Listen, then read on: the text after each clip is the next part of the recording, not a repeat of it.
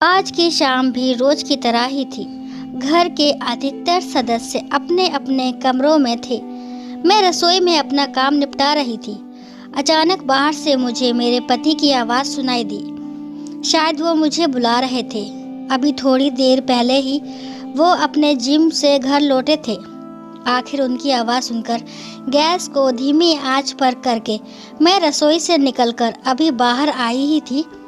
इससे पहले कि मैं उनसे कुछ पूछती, एक जोरदार थप्पड़ मेरे गाल पर आकर लगा। कुछ पल के लिए सब कुछ सुन्न सा हो गया। ना मुझे कुछ सुनाई दे रहा था, ना ही मुझे कुछ दिखाई दे रहा था। मैं जमीन पर एक तरफ गिरी पड़ी थी, पर उस एक थप्पड़ की गूंज पूरे माहौल में गूंज चुकी थी। घर के हर कमरे में वो गूंज सुनाई दे रही थी। घर के बाकी सदस्य, देवर और ससुर जी भी निकलकर बाहर हॉल में आ गए थे।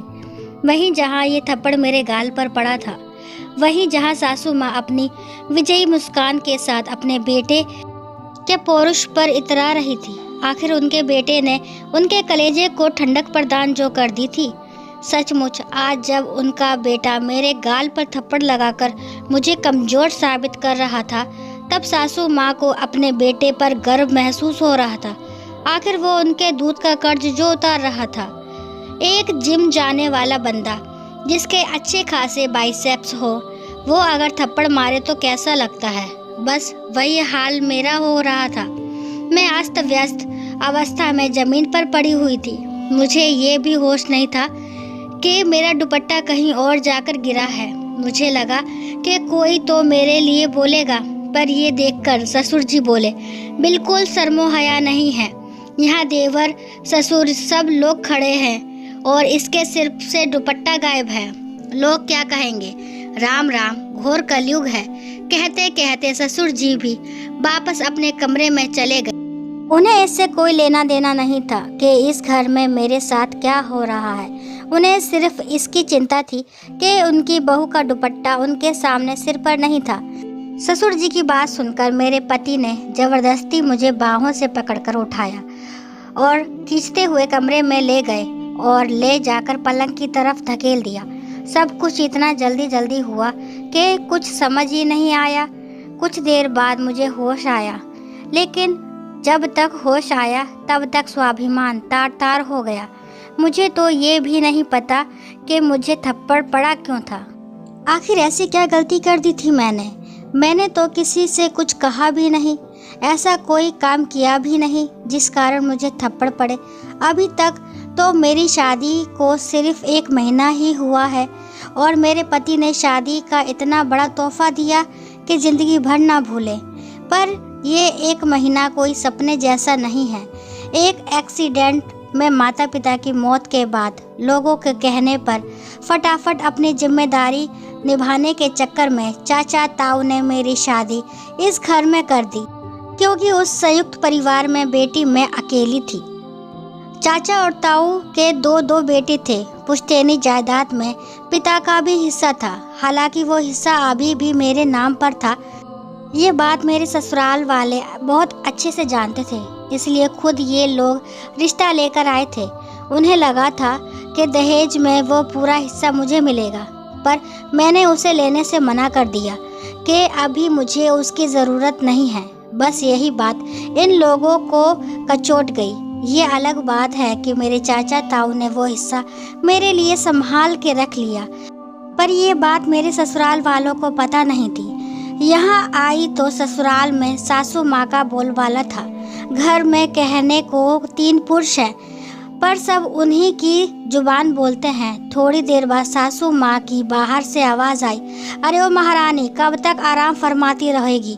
बाहर आकर रोटियां तो सेक। यहाँ सब कब से भूखे बैठे हैं। आखिर रोती सकती मैं अपने दुपट्टे को सही करती हुई बाहर आई। मुझे देखकर मेरे पति ने कहा, अब तो सबक मिल गया होगा। आज के बाद खबरदार मेरी माँ को किसी काम के लिए कहा तो वो यहाँ किसी की नौकरानी नहीं है। माँ बाप ने कुछ संस्कार नहीं सिखाए इसे? पति की बात सुनकर मन घृणा से भर गया। ऐसा कौन सा काम कह दिया मैंने सासू माँ को करने के लिए जिसकी मुझे ये सजा दी गई? तभी याद आया कि सासू माँ को शाम को चाय की तलब हुई थी, तो चाय बनाकर उनके कमरे में देने गई तो सासू माँ कमरे में नहीं थी, इसलिए चाय टेबल पर रखाई थी। रसोई में आकर आटा गूंद ही रही थी कि सासू माँ ने चाय के लिए आवाज़ लगाई। आटे से हाथ सने होने के कारण सिर्फ इतना ही तो कहा था कि आपके कमरे में टेबल पर ही रखी है, ले लीजिए। भला ये भी कोई काम हुआ? 55 साल की औरत इतनी बड़ी बुढ़िया हो गई कि चाय का प्याला भी ना उठा पाई और बेटे से शिकायत कर दी। और बेटा भी इतना समझदार कि इतनी सी बात के लिए थप्पड़ खींचकर लगा दिया। अभी 1 महीने पहले तक इनके घर में ऐसे कौन से नौकर चाकर लगे हुए थे जो इनकी माँ काम नहीं करती थी। बहू के आते ही अचानक क्या हो गया? मन में कई विचार उबाल मार रहे थे। अगर जवाब नहीं दिया तो जिंदगी भर भुगतना होगा। पूरे शरीर की नस नस में गुस्सा दौड़ रहा था। इतने में सासू माँ ने फिर कहा, अरे क्या भूत बनी खड़ी हुई है, जाकर रोटी सेक। मुझे वहाँ खड़ा देखकर पति भी मेरे पास आकर बोले, माँ लगता है इसको अभी भी समझ में नहीं आया, वो तो ट्रेलर था, इसको अभी पूरी पिक्चर दिखाता हूँ। माँ जरा दरवाजे के पास जो लाठी रखी है वो देना, आज इसे बता ही देता हूँ कि ससुराल में कैसे रहते हैं। इससे पहले कि ये कुछ कर पाते मैंने खींचकर थप्पड़ इनके गाल पर रसीद कर दिया। मेरी हरकत से सभी लोग हैरान हो गए थे। कुछ देर के लिए उस थप्पड़ की गूंज ने सभी को चुप करा दिया, पर उस चुप्पी को तोड़ते हुए मैंने कहा, अपनी बूढ़ी माँ से काम कराते हो तुम, शर्म नहीं आती? यह संस्कार बेच खाए।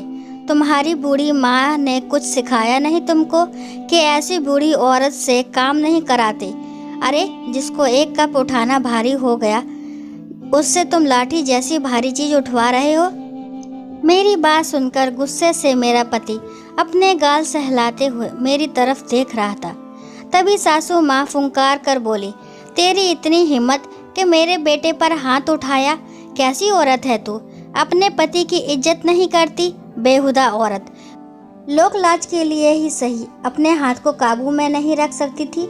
सासू माँ आप तो बड़ी महान है। जब बेटा बहू को थप्पड़ मार रहा था तो वो उसकी मर्दानगी थी, अब बहू ने पलट कर थप्पड़ मारा तो बेहूदगी? मैं बर्दाश्त करने वालों में से नहीं हूँ।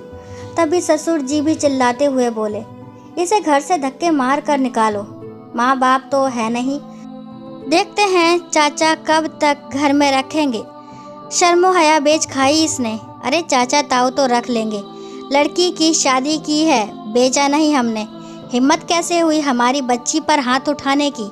माँ बाप नहीं है तो इसका मतलब ये नहीं है कि जो आएगा वो तुम करोगे। अचानक पीछे से ताऊ जी की आवाज़ आई। पलटकर देखा तो चाचा जी, ताऊ जी और उनके बेटे खड़े थे।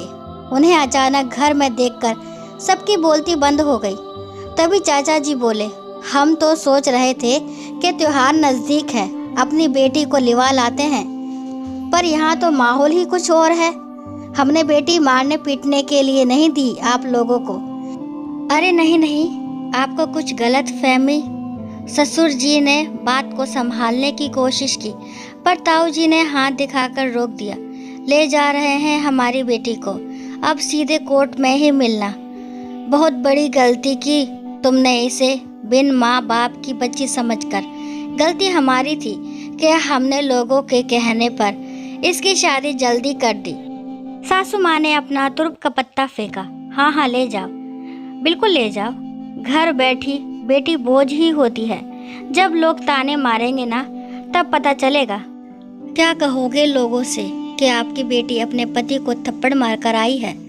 लोग क्या कहेंगे? अब उससे हमें फर्क नहीं पड़ता। अब हमारी बेटी इस घर में नहीं रहेगी, कहकर ताऊ जी ने मुझसे मेरा सारा सामान बंधवाया और उसी समय मुझे लेकर रवाना हो गए। आखिर कुछ दिनों की मशक्क़त के बाद मुझे उस घर से छुटकारा मिल ही गया।